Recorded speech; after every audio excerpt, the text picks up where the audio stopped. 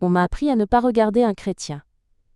Lui, on lui a dit qu'une musulmane ne pouvait pas l'aimer. Mais le cœur n'écoute ni l'imam, ni le pasteur. Il bat. Et parfois, il bat pour la mauvaise personne. Dans le village de Koumbi, les chants du muezzin et les cloches de l'église se succèdent sans jamais se croiser.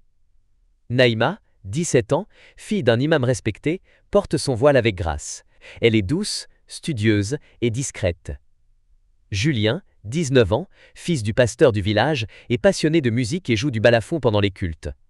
Leur monde ne se touche pas. Ils ne le doivent pas. Mais une fois, par hasard, sous un grand néré, ils échangent un regard. Puis deux. Puis une phrase. Tu n'as pas me parler. Je ne t'ai pas parlé.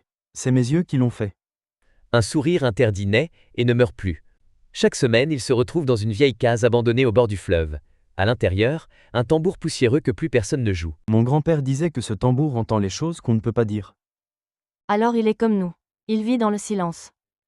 Ils parlent d'un monde où l'on pourrait s'aimer sans se cacher. Ils rêvent, ils s'aiment, et ce tambour devient leur confident. Un soir, un jeune garçon du village les suit. Il les voit. Le lendemain, la rumeur explose. La fille de l'imam avec le fils du pasteur? Honte! C'est le signe de la colère d'Allah. Le diable les a réunis. Le père de Naïma interdit à sa fille de sortir. Le père de Julien menace de l'envoyer à Garoua pour une formation biblique. Les tambours du village résonnent. Pas ceux de la fête, ceux de l'avertissement. Naïma jeûne. Elle prie. Julien joue du balafon, en larmes. Ils ne se parlent plus, mais pensent l'un à l'autre sans cesse. Une nuit, Naïma s'échappe. Elle court jusqu'à la case. Julien y est déjà. Ils pleurent, s'embrassent et décident de fuir. Mais au moment de partir, une silhouette les attend. Un vieil homme. Le griot du village.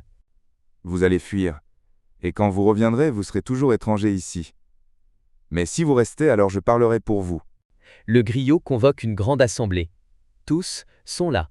Il pose le vieux tambour au milieu. Silence. Il commence à chanter. Une histoire ancienne. Un amour entre un peul et une bassa. Un amour brisé par les familles.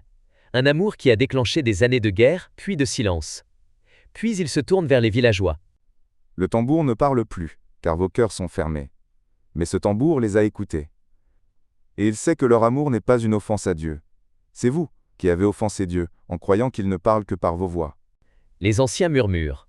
Le père de Naïma baisse la tête. Le pasteur de Julien essuie ses lunettes. Puis, lentement, le tambour résonne.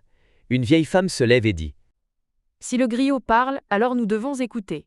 Les familles ne se réconcilient pas tout de suite. Mais Naïma et Julien ne sont plus chassés. Ils restent.